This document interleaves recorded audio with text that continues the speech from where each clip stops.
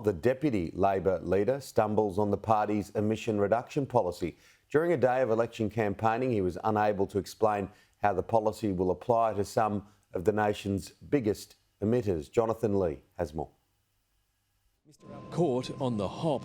Does the Deputy Leader know if they will have to buy carbon credits? It's a simple question. He's behind you. Can we not ask him? Labor's Deputy Leader, Richard Marles, unwilling or unable to say if coal mines will have to buy carbon credits under a Labor government, leaving it to the Shadow Treasurer, Jim Chalmers, who equally didn't clarify the party's position. The best outcome from our point of view is that businesses reduce their emissions. Before being called back again. Question that you're asking. I'm now going to ask the Deputy Leader again. Well, Deputy Leader, will they have to buy carbon credits if they go beyond their baseline? And what will those carbon credits cost? Well, the question has been answered. The question has been answered.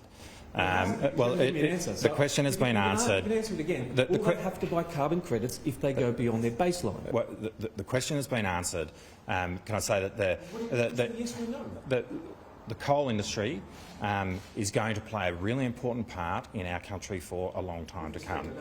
Under Labor's plan to reduce emissions 43% by 2030, the nation's 215 biggest emitters would be restricted to a yearly threshold, raising the question what the cost or punishment would be applied to those businesses which go beyond the threshold. Exempting coal would cause outrage amongst other sectors, including iron ore and nickel miners in Western Australia, potentially affecting jobs and votes in swing seats right across the country. The opposition knows the issue of carbon and carbon credits is a minefield it isn't willing to walk down, with so many leaders and governments blowing up time and time before.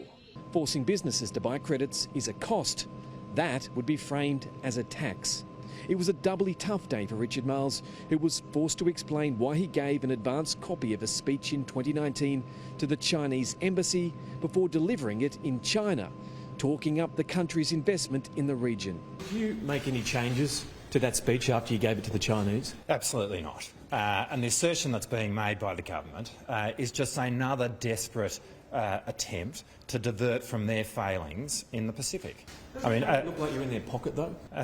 I let the people know what I was going to say, so there were no surprises. But there were no changes whatsoever made to a speech that I made in China, criticising China in public. Now, what government minister has done that? Late in the day, the Shadow Treasurer, Jim Chalmers, launched his own campaign for the Queensland seat of Rankin at the Diggers Club, as the Labor Party mines for crucial votes. Jonathan Lee, Sky News.